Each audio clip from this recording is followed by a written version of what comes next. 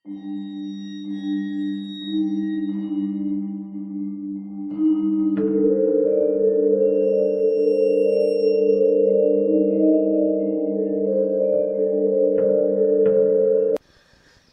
වෙනකොට 32 හැවිරිදි තිදරු පියෙක්කුණු ආර්යදාස තම බිරිඳ සහ දරුවන් රැකබලා ගැනීමට ටැක්සි රියදුරෙකු ලෙස සේවය කළා. තමන් තුළ පැරණි වාහන සඳහා තිබුණු ආශාව නිසාම මේ රැකියාව සඳහා ඔහු බෙහෙවින් ඇලුම් කළා. ඒ කාලේ ඒ ප්‍රදේශයේ සිටි එකම ධනවතා වුණේ සිරිසේන මහත්තයා. හැමෝම ඔහුට මුදලාලි ලෙස අමතනවා. ඔහු තමන්ගේ ව්‍යාපාරික කටයුතු වලට අමතරව තමා සතු කාර් රථ කුලී රියදුරන්ට ලබා දෙනවා. මේ පිළිබඳ හිත මිත්‍රයෙක්ගේ මාර්ගයෙන් ආර්යදාසටත් දැනගන්නට ලැබුණා. තම මිතුරාගෙන් ලිපිනේ අසා දැනගත් ඔහු පසුදින උදේම සිරිසේන මහත්තයා හමුවීමට ගියා. ලිපිනේ තිබූ පරිදි නිවස සොයා ගැනීමට ඔහුට හැකි වුණා. දෙමහල් නිවසක් වූ එහි පිටතින් බලන විටති පවා මහා ධන කුවේරයෙකුගේ බව නිතැතින්ම හැඟෙනවා. නිවසේ ගේට්ටුව අසල සිටි මුරකරුට තමන් ආපු කාර්ය පවසා සිටි ඔහුට මුදලාලි හමුවීමට අවසර ලැබුණා. ඉන්පසු නිවස දෙසට එන ඔහු එකවරම නතර වුණේ මෙතෙක් තමා දුටු හොඳම වර්ගයේ මෝටර් රථය මෙය විය යුතු බව තමාටම පවසා ගනිමින්. කුලියට ලබා දෙන මෝටර් රථවලට මදක් එපිටින් ඉදිකර ඇති ගරාජයක් තුල නවතා තිබුණු එය වොක්සෝල් CE වර්ගයේ මෝටර් රථයක්. තමා ආකාරියද ඔහුට අමතකව ගියේ තමා එම රථයට වශී වුණා වගේ. ඇති වූ දැඩි ආශාව හමුවේ මෝටරියට ලං වූ ඔහු රථයේ බොනටේට අත තබා සෙමින් පිරිමැත්තේ කුඩා දරුවෙක් වගේ. පුතා කැමතිද කාර් වලට? එකවරම ඇසුණු කටහඬක් නිසා ඔහු තිගැස්සී ගියා. ඒ සිරිසේන මහත්තයා. මහත්තයා සමාවෙන්න ආසාවට පොඩ්ඩක් වාහනේ ඇල්ලුවේ. ඔහු පැවසුවා. ඒකට කමක් නෑ පුතා. ඕක තමයි මගෙත් ආසම වාහනේ. මං ඇර ඕකට කවුරුත් අතක්වත් තියලා නෑ. ඒත් දැන් ඒක විකුණලා දාන්න කාලේ හරි වගේ. මට දැන් වාහන පදින්න බෑ. සිරිසේන මහත්තයා කිව්වා. සමාවෙන්න මහත්තයා. මම මේ ආවේ මට දැනගන්න ලැබුණ මහත්තයා කුලියට වාහන දුවන්න දෙනවා කියලා. ඒ ගැන පොඩ්ඩක් කතා කරගන්න කියලා. ඔහු සිය කතාවට මුල පිරුවා. පුතා යංකෝ ඇතුළට. සිරිසේන මහත්තයා ඔහු සමග නිවසට යෑමට සැරසුණා. සැබවින්ම ඔහු ධනයෙන් මෙන්ම මානුෂීය හැඟීම් වලිනුත් ඉතා පොහොසත් තැනැත්තෙක් වුණා. නෝනේ මෙන්න මේ දරුවටත් එක්ක තේ එකක් හදලා ගෙනාවා නම්. තම බිරිඳට පවසමින්ම ඔහු නිවසට ඇතුළු වුණා. මේ අනේ මහත්තයා ගොඩාක් පිං. ඒ තේ බිබී හැටියක් නෑ. නෑ. තේ එකක් බීලම කතාවට බහිමුකෝ. තමා පිළිබඳ විශ්වාසය තවත් ආර්යදාස තුල වර්ධනය කිරීමට ඔහු සමත් වුණා. මහත්තයා මම මේ කුලියට වාහනයක් දුවන්න කියලා බැලුවේ. මට මගේ යාළුවෙක් කිව්වා මහත්තයා කුලියට වාහන දුවන්න දෙනවා කියලා. ඒ නිසායි මේ පොඩ්ඩක් හම්බෙලා කතා කරගන්න කියලා ආවේ. තමා ආ කාරණේ පිළිබඳ නැවතත් ඔහු පැවසුවා. හොඳයි. ඔය ළමයට වාහනයක් කුලියට දෙන්න බැරි කමක් නෑ. ගමුකෝ බලන්න ලයිසන් එකයි හැඳුනුම් පතයි. මෙව්වයි අඩුපාඩුවක් නෑ. ඔය ළමයට හවසට වාහනයක් ලෑස්ති කරලා දෙන්නම්. මේ ලියකියවිලි ටික සම්පූර්ණ කරලා දුන්නා නම් හරි. එසේ කියමින් ලියකියවිලි ටික ඔහු අත තැබුවා. සියල්ල සම්පූර්ණ කර ලබා දුන් පසු වාහනයක් ලබා ගැනීමට හවසට පැමිණෙන ලෙස පවසා ඔහු පිටත් කර හැරියා.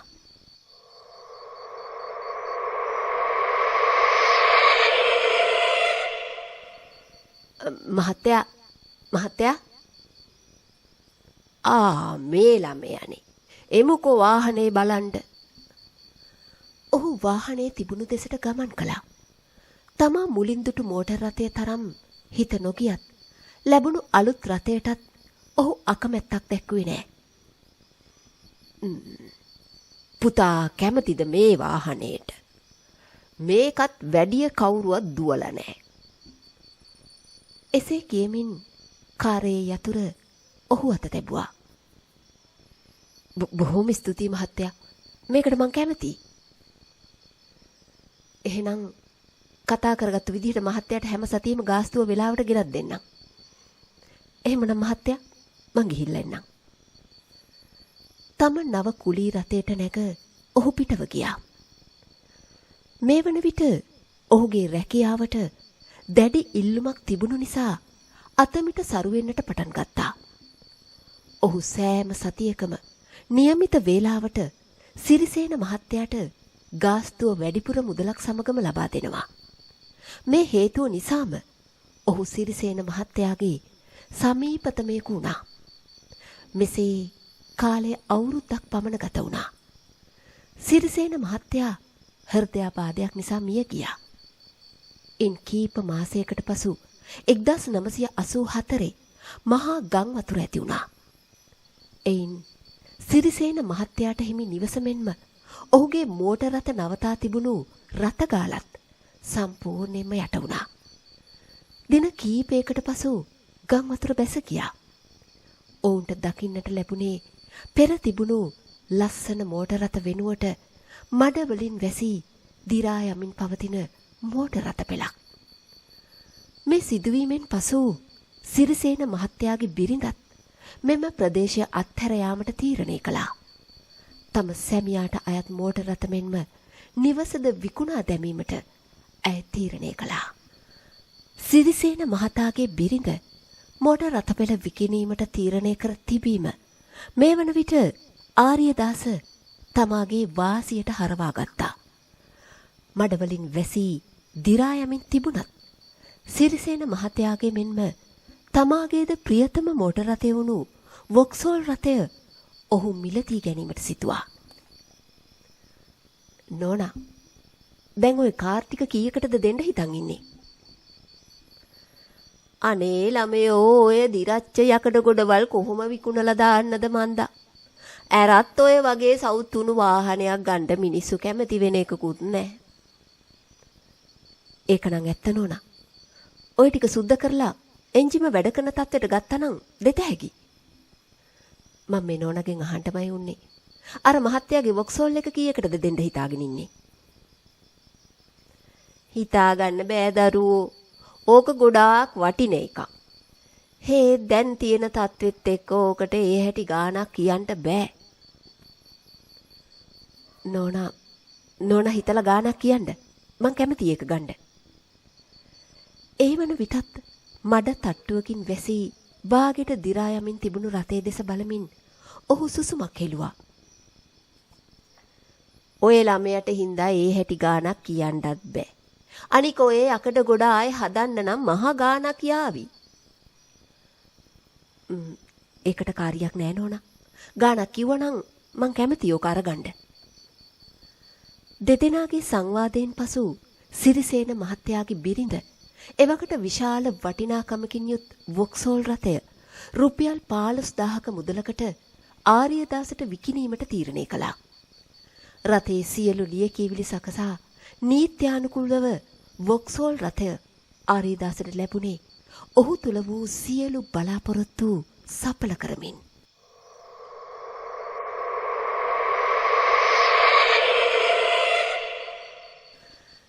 සිරිසේන මහත්තයාගේ නිවසේ සිට තම නිවසට රථය රැගෙන ඒමට ආධාරක යන්ත්‍රයක පිහිට පැතීමට ඔහුට සිද්ධ වුණේ ඒ වන විටත් වොක්සෝල් කුමරිය නාකි මැහැල්ලක් වී තිබූ නිසයි. නිවසට ගෙනා රථය සියලු කොටස් ගලවා කොටසින් කොටස සුද්ධ පවිත්‍ර කර දිරාගිය සියලු කොටස් ඉවත් කර අලුතින්ම කොටස් සවි කර පෙර තිබුණු ලෙසටම පත්කිරීමයි සිය අරමුණ වුණේ. අවුරුද්දක් මුළුල්ලේ තම දෑතින්ම තම නව රථය අලුත් වැඩියා කිරීමට ආර්යදාස සමත් වුණා. තම ඒකායන අභිප්‍රාය සඵල වූ සතුට නිසාම එදින කලින්ම නින්දට යාමට සිටුවේ පසුදා උදෑසනින්ම රථය ධාවනය කර බැලීමේ අවශ්‍යතාවය නිසාමයි. පසුදා උදෑසනින්ම අවදි වී ඔහු රථයට ගොඩ වුණේ තම මහන්සියේ ප්‍රතිඵල නිසැක වශයෙන්ම ලැබේවා යනුවෙන් දෙවියන් යතිමින්. යතුරු කඩට යතුරු දමා ප්‍රථම වරට රථය පණ ගැන්වීමට දැරූ උත්සාහය ව්‍යාර්ථ වී ගියා. සුන් වූ බලාපොරොත්තුවක් සහිතව දෙවන වර දැරූ උත්සාහයෙන් රථය පණ ගැන්වී ගියේ වයසක මිනිසෙකුගේ කැස්සක ශබ්දයක් වගේ. සිතට දැනුණු අධික සතුටත් සමග රථය පාරට දමාගත් ඔහු ප්‍රධාන මාර්ගයට දමාගත්තා. පළමු ධාවනය නිසා එතරම් වේගයකින් ධාවනය නොකිරීමට ඔහු වග බලාගත්තා. මද දුරක් යන විට රථයේ වේගය මදක් වැඩි වූ බව දැනෙන්නට වුණා. එක්වරම ඉදිරියෙන් ආ ලොරිය දෙසට හැරවුණේ කවුරුන් හෝ බලෙන් සුක්කානම එදෙසට හැරවුවා වගේ. දන්නා සියලු ශිල්පයන් රඟ දක්වා සිදුවීමට ගිය විනාශය වළක්වා ගැනීමට හැකි වුණේ 99. අසල වූ ගරාජයක් වෙත රථය රැගෙන යාමට ඔහු තීරණය කළේ තමා අතින් සිද්ධ වෙච්ච කාර්මික දෝෂයක් නිසා මෙසේ වූ බව සිතමින්. රථය මුළු මුනින්ම පරීක්ෂා කළ බැලූ කාර්මිකයා පවසා සිටියේ රථයේ කිසිදු දෝෂයක් නොමැති බවයි. සිදු වූ කිසිවක් වටහා ගැනීමට නොහැකි වූ ආර්යදාස දැඩි ව්‍යාකූලත්වයෙන් නැවත නිවසට පැමිණියේ ඊතා ප්‍රවේශමෙන් රථයේ වේගය පවා වැඩිවීමට නොදෙමින්. නිවසට පැමිණි විගස නැවත රථයේ පරීක්ෂාවක් කර බැලුවත් කිසිදු දෝෂයක් නොතිබුණු අතර සිදු වූ දේ සිතමින්ම ඔහු කාමරයට ගොස් නින්දට වැටුණා. ඇති වූ සිත්ඇවුල නිසාම හරිහැටි නින්දක් ලංගුණේ නෑ. තමා දෙස කිසිවෙක් බලා සිටින හැඟීමක් ඇති වූ නිසා එක් වරම ඔහු ගැස්සී අවදි වුණා. ඒ සමගම ජනෙල් කූරු අතරින් තමා දෙස බලා සිටි ඡායාවක් නොපෙනී යන දුටුවා. සිත මදක් ගැස්සුණු නමුත් නිදි විකාරයෙන් දුටු දසුණක්සේ සලකා ඔහු කාමරයෙන් පිටතට ආවා. වේලාව සවස 7ටත් ලං වී තිබූ නිසා නාගෙන ඒමට සිතා ඔහු පණිට්ටුවකුත් රැගෙන ළිඳට ගියා. මද වේලාවක් යත්ම නාමින් සිටි ඔහුට නිවස දෙසින් ඇසුනේ සිය බිරිඳගේ හඬයි. ඇය දොරකඩ සිට තමාට කතා කරනවා. "ඒයි කෝපි එකක් හදන්න දොයාට කෑම කනවද?" ආර්යදාස එක්වරම එදෙසට හැරුණා. ඔහු දුටුවේ මායාවක්ද ඔහුට අදහාගත නොහැකි. ඔහුගේ මෝටර් රථයේ ඉදිරිපස අසුන්ගෙන සිටියේ ඔහු බවම නිසකයි. සුදු අද්දික කමිසයක් ඇඳ සිටි ඔහු සිරිසේන මහත්තයා බව නිසකයි. වහා නෑමත් පැත්තකට දමා නිවස දෙසට දිවගෙන ආවා. ඔහු පැමිණි විගස බැලුවේ ඉදිරි අසුන දෙසයි. නමුත් කිසිවෙක් එහි නෑ. තමන් කලින් සිදුවීමට කැළඹී සිටි නිසා මේ වීමට ඇති බව තමාට කොඳුරමින් ඔහු ගෙට වැටුණා.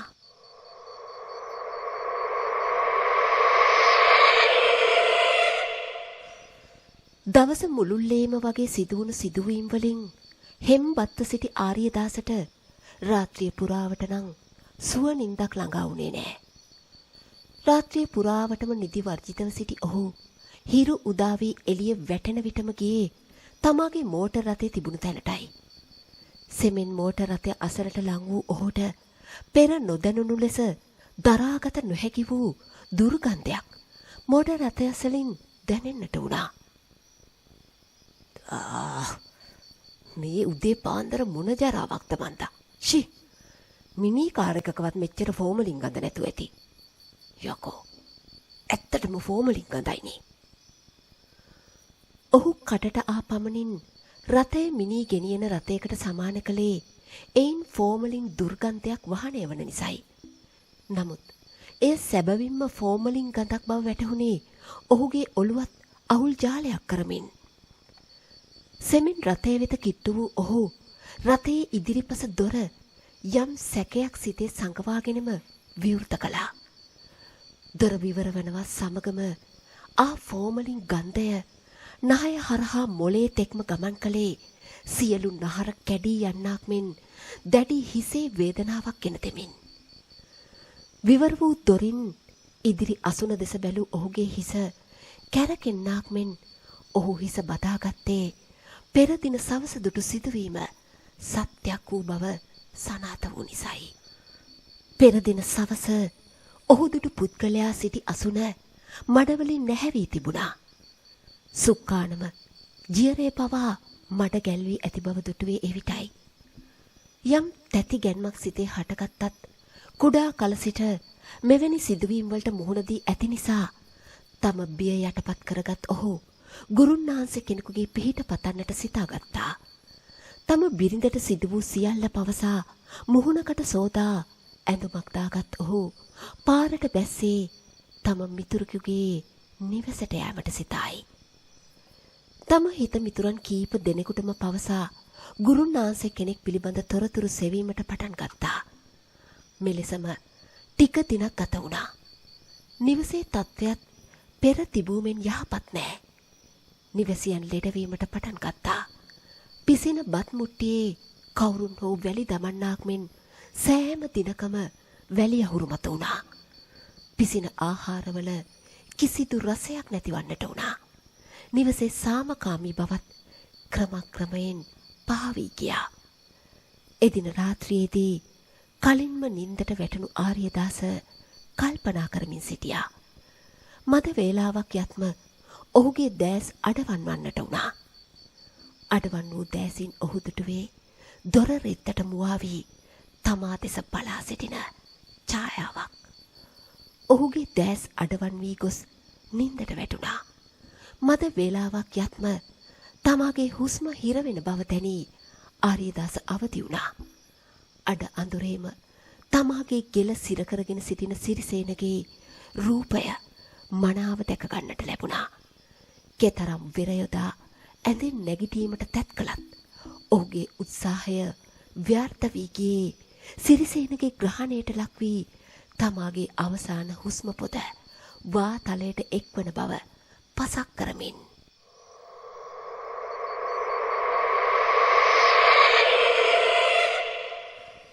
අපේ මහත්තයා ආර්යදාසගේ බිරිඳ එකවරම කාමරයට පැමිණියා. එසැනින් සිරිසේනගේ ග්‍රහණයෙන් මිදුණු අතර ආර්යදාස ඉක්මනින් ඇඳෙන් බැස්සේ දාඩිය බේරී තෙත් වූ මුහුණද පිස දමමින් කිසිත් නොවූ ලෙසටයි. මහත්තයා අර ගුරුන් වහන්සේ කතා කරා. හෙට උදේම ගියා නම් හොඳයි. ආර්යදාස හිස සලා කිසිත් නොපවසාම කාමරයෙන් පිටතට පැමිණියා. සිද්ධ වුණේ කුමක්දැයි හරිහැටි තේරුම් ගන්නට නොහැකි දෙගිඩියාවක් ඔහුගේ සිතේ තිබුණා. පසුදින උදේම ගුරුන් වහන්සේ හමු වීමට තීරණය කර ආර්යදාස කවිච්චිය උඩම රෑ පහන් කරන්නට උනේ නිදි වර්ජිතවයි. ඒ කුමක්කෝ සිදුවේ යයි දැනුණු බය නිසාමයි. ඔහු සිතූ පරිදිම එදින නිවසියන් හට නින්දක් ලැබීමට හැකි වුණේ නෑ. නිවසේ ගෘහ භාණ්ඩ, බෝතල්, භාජන ආදිය බලා සිටිද්දිම විසිවී යන්නට වුණා. වීදුරු බඳුන් බිම වැටි දිවි ගියා. කිසිවෙකු හට ශාරීරික පීඩාවක් සිදු නොවුනත් නිවසේ වූ බඩු බාහිරාදිය බොහොමයක් විනාශ වී තිබුණා.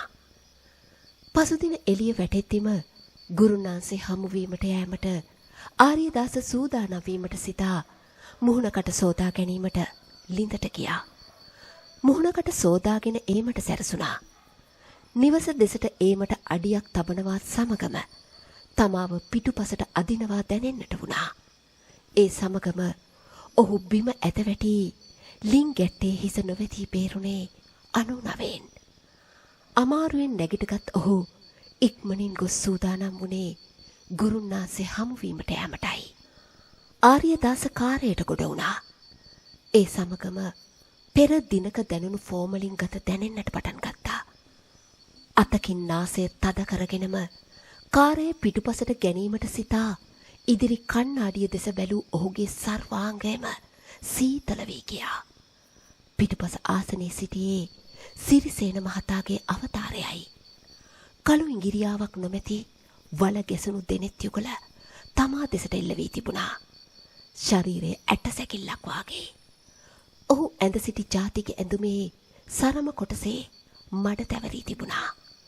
ආත්මය ආර්යදාසගේ මුහුණට ලං වුණා. ඉතිපිසෝ භගවාරහන් සම්මා සම්බුද්ධෝ. ඉබේටම මෙන් ආර්යදාසගේ මුවින් පිට වුණා. මගේ උඹ ගත්තා මගේ. ගොරහැඩි හඬකින් පැවසූ සිරිසේනගේ ආත්මය නොපෙනී ගියා. නොනවත්වාම ඉතිපිසෝ ගාථාව කියමින්ම ආර්යදාස ගුරුන්නාන්සේ හමුවීමට ගියා.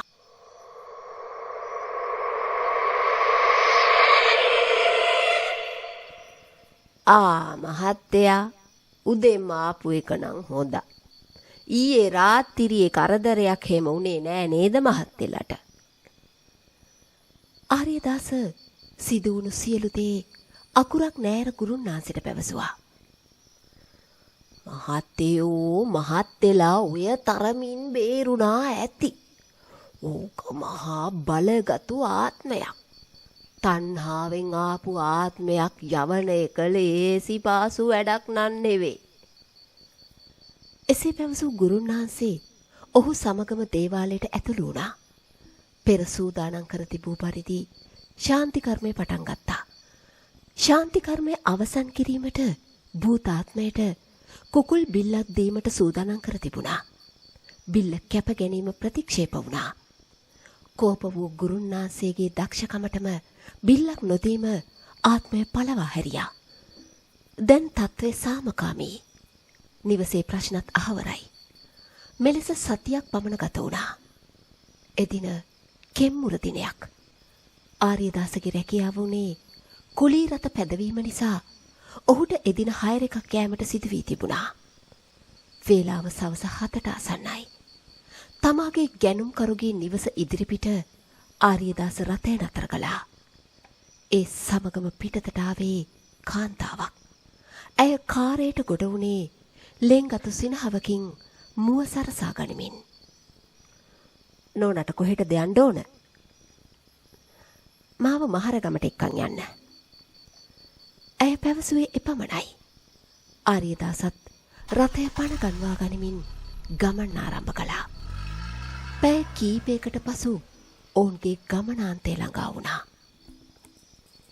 මිස්ටර්, ඔයා ටිකක් ඉන්න. මං ඉක්මනට එනවා. කාන්තාව අසල පිහිටි නිවසකට ගමන් කළා. අඩ අඳුරේම වටපිට බැලූ ආර්යදාස දුටුවේ තමා ඉදිරියෙන් ඇත්තේ සුසාන භූමියක් බවයි. මදක් තැති ගත්තත් එය අමතක කර දැමීමට සින්දුවක කොටසකුත් මුමුණමින් තමන්ගේ ආසනයට හේතු වුණා. මත වේලාවක් ගත වුණා. රථයේ ඉදිරි කණ්ණාඩිය දෙස බැලූ ඔහුට රථයේ පිටුපස සිටිනා කෙනෙකුගේ ඡායාවක් පෙනෙන්නට වුණා. නැවත කාන්තාව පැමිණ ඇති බව සිතමින් ඔහු හරිබරි ගැසී සුක්කානමට දෑත තබා ගත්තා. ඒත් කාන්තාව පැමිණ තිබුණේ නෑ. එකවරම කාරයේ ඩිකියට කවුරුන් හෝ නගින්නාක් මෙන් ආර්යදාසට දැනුණා. ඩිකියට නැගගත් පුද්ගලයා සෙමින් කාරයේ වහලේ මතට ආවා. ඔහු දැන් සිටින්නේ වහලේ මත දිගා වීගෙන බව ආර්යදාසට දැනෙන්නට වුණා. ඒ සමගම කාරයේ ඉදිරිපස වීදුරුවේ ඉහළින් ඇඟිලි වගයක් දැකගත හැකි වුණා.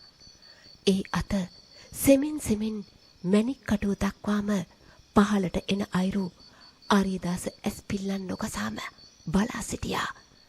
ඒ අතේ තිබුණේ මුදුවක්. එය මින් පෙර ඔහු දැක තිබුණා. සැබවින්ම ඒ සිරිසේනගේ ආත්මයයි. මාව නම් බය කරන්න බෑ සිරිසේන මහත්තයෝ. දැන්වත් අපිට වද නොදී ගියොත් හොඳා. එසේ සැරෙන් පැවසූ ඔහු නැවතත් ඉතිපිසෝ ගාථාව මුමුණන්නට පටන් ගත්තා. එසැනින් මතු වූ අත නැවත උඩට ඇදගත්තා. කාරේ වහලේ උඩ සිටි පුද්ගලයා බැස ගිය බව සනාත වුණේ කාරේ ඩිකිය පැත්තෙන් බර වී නැවත පෙර ලෙසටම තිබූ බැවින්. ඒ සමගම කාන්තාවද පැමිණියා. සිය ගැනුම්කරු නිවසට ඇරලා ඔහුද නිවස බලා පිටත් වුණා. සියල්ල යටපත් කරගනිමින් ඔහු නින්දට වැටුණා. නමුත් කවුරුත් නොසිතූ පරිදි පසුදා උදෑසන රථය පණ ගැන්වීමට නොහැකි වුණා. කිසියම් කාර්මික දෝෂයක් නොතිබුණු අතර මේට හේතුවක් සොයා ගැනීමට කිසිවෙකුටත් හැකි වුණේ නෑ. කොතරම් හැදුවත් රථය පෙර ලෙසටම කැඩී ගියා. මේනම් භූත බලවේගයක් බව වටහාගත් ආර්යදාස සිය වොක්සෝල් රථය කළු ඉටිරෙද්දකින් වසා දැම්මා. මෙසේ කාලය ගත වුණා. රථය එක තැන දිරා යාමට පටන් ගත්තා. ආර්යදාස මෙන්ම වොක්සෝල් රථයට ඇලුම් කරන්නෙක් 2003 එම රථය මිලදී ගත්තා. ඒ සමගම නිවසේ එතෙක් තිබූ කරදරකාරී තත්ත්වයක් පහව ගියා.